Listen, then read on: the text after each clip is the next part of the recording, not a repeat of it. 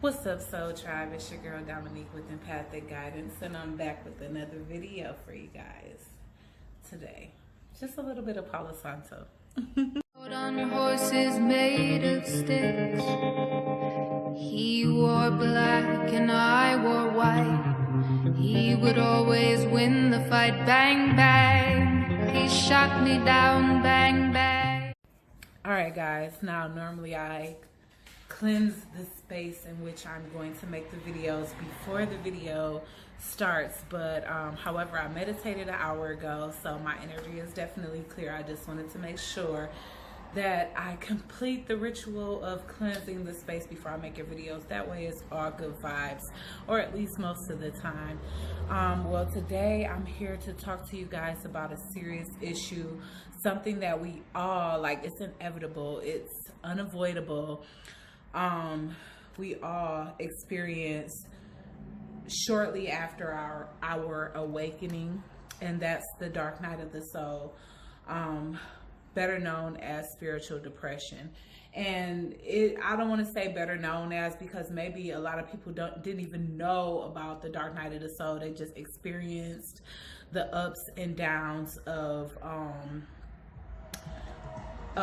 how they felt, like the shift in their perception after their awakening. But there is a name to it, because I definitely looked it up while I was going through it. Mine's lasted about 10 months, and they do have a tendency to last a long time. But my dark night of the soul lasted about a good 10 months. I was in complete disbelief while I was going through it. So I think I kind of dragged mine out a little bit, just because I was letting it plague my mind a little longer than maybe it should have. So with that being said, I'm going to jump into it. And yes, I did take notes, because guys, I don't know if you noticed, but like, I'll literally start telling a story if I'm freestyling the story, and I will get off track and not even finish the story. So that's the reason why I take the notes. Of course, I could try to do, everything freestyle, but then again, I might tell you half stories and you like, wait, what? Before you even got a chance to finish saying that, you jump to something else. So I would say the first stage of the dark night of the soul is the feeling of hopelessness. This is the stage where it's just now hitting you how different reality is from what you've been taught your whole entire life. Like, again, like I said, there's a shift in your perception, and it's caused by realizing that things aren't what they have seemed your entire life.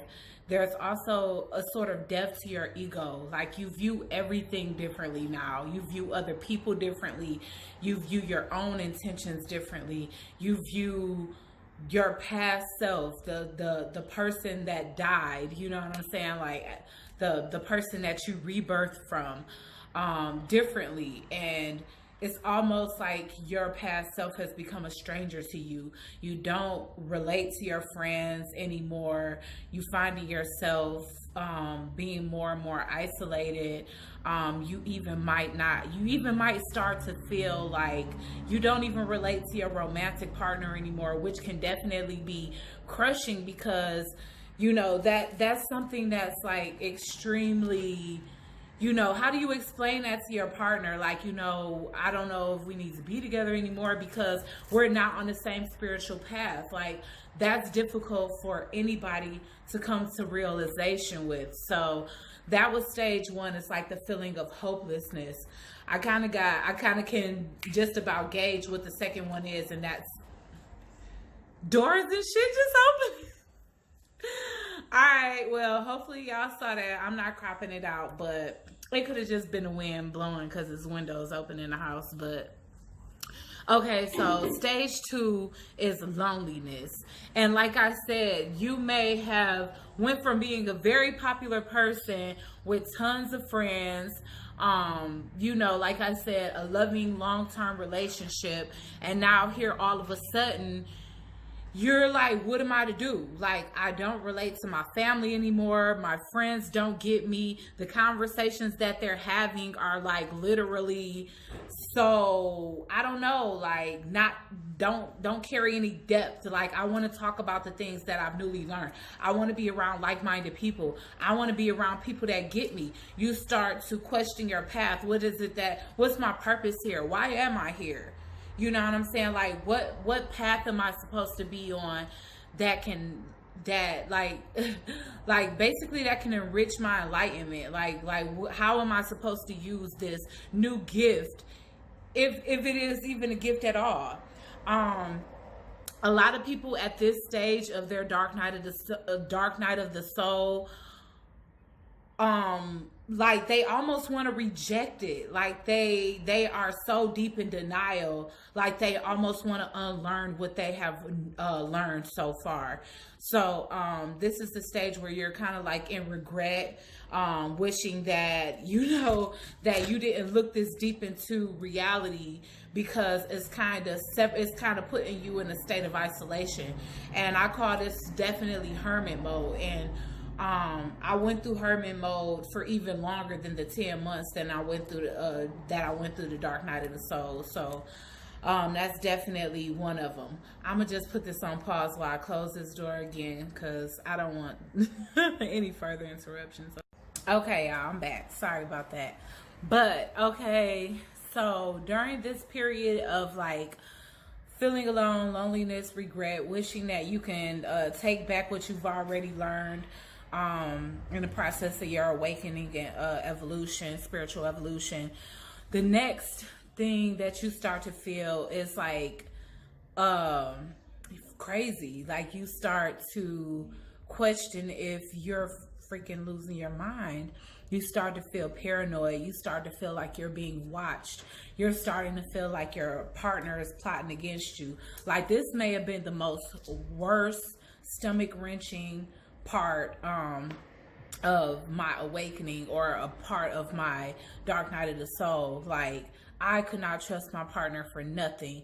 And although we had just recently went through a situation that made me basically revoke my trust, but the perceptions of things that was going on in my head, like I had a whole scenario like how this guy was trying to run away with the person that he was kind of messing around with. And it was like really far-fetched, but I was convinced, because my premonition, like, I don't know if it was premonition or just paranoia, but it was like constant dream.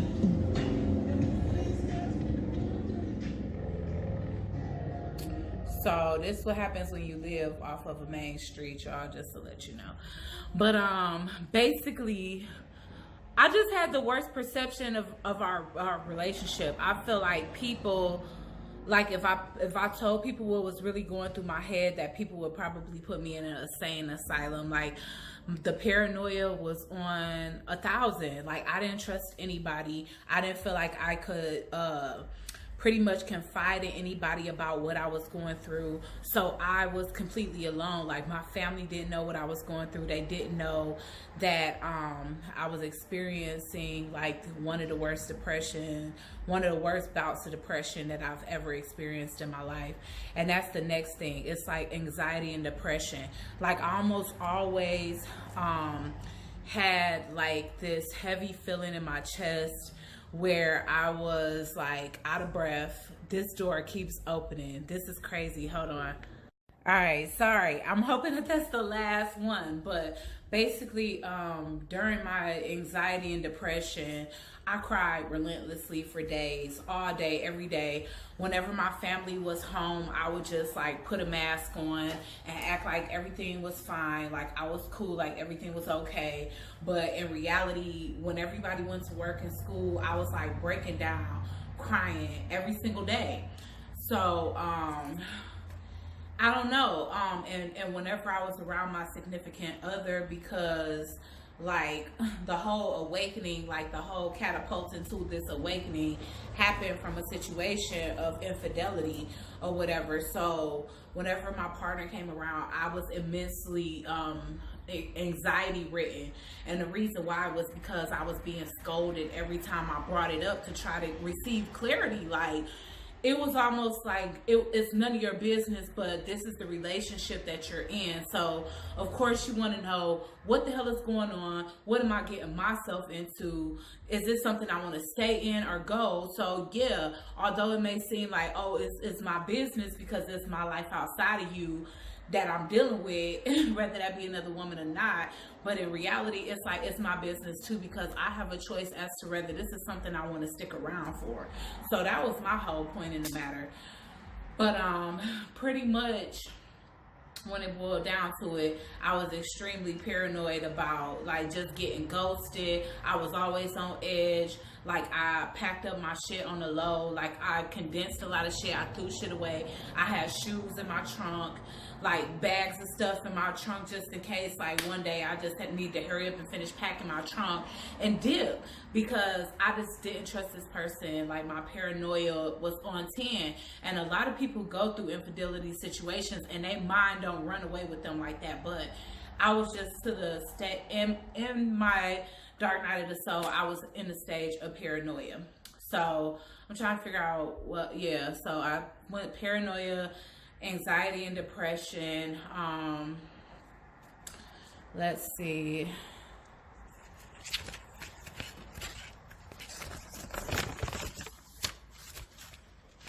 Yeah, okay. So I don't know why after this I put the feeling alone and hard to relate. You feel erratic. You feel like, okay, so after this anxiety and depression thing kick in, while you're going through this, like, yes, you're doing a lot of crying. Yes, you're doing a lot of sleeping because your body needs more sleep when you're depressed. So you're probably doing a lot of crying, a lot of sleeping. And outside of that, you're doing a lot of research because you're still like freaking system shocked about this whole new shift in your perception and reality and what you believe in from the time you was a kid till now. All of a sudden as an adult, all of this is changing. So you're doing a lot of reading, you're doing a lot of video watching on YouTube about maybe topics that you are curious about learning more about. And so you're doing all of this, and from you receiving such clarity, you are experiencing high highs and low lows. So there's days where you are extremely high energy. You're excited about this new information, new discoveries, innovations on your behalf. Sometimes your creativity kicks in, like, oh, I want to do this, that, this and that. And it feels like you feel so invincible and like so enlightened that, you know, you feel like you can do like 10 projects at once, which that's like completely unrealistic. And then like once it starts to kick in that, okay, I took on a little bit too much at once, then you'll start to go back into those lower swings, you know what I'm saying? Like your lower mood swings, go back to those lower vibes. So yeah, that's definitely something that I experienced too. Like, I remember just feeling so motivated, so enlightened, so empowered by discovering these new things, uncracking codes, you know, to the matrix, seeing synchronicities. You know, at this point, I wasn't even running into like-minded individuals. I think that started happening like some months later, maybe like 5 or 6 months later. But I think just on my own, I had kind of just found myself. And so I was excited at times. And then there were times where I just felt really, really sad because I knew a lot of people couldn't stay in my life now that the knowledge that I knew, and now that I also like figured out a lot of personality types that were just unhealthy for me. And it's like when you get in touch with your higher self, you start to figure out the types of people that you just can't be around moving forward. So I was to that stage of discovery, like, damn, there's a lot of friends that I'm gonna have to cut off for good because they're gonna cause a lot of stagnancy in my evolution. And I just wasn't with it. Like, once I started to evolve and I got past that point of like regretting what I knew, what I learned, and you know, knowing that I have to separate myself from a lot of stuff because of it, then, you know, instantly after that, like automatically after that, I started to just be like, you know what, fuck it, because, I feel so much more wise.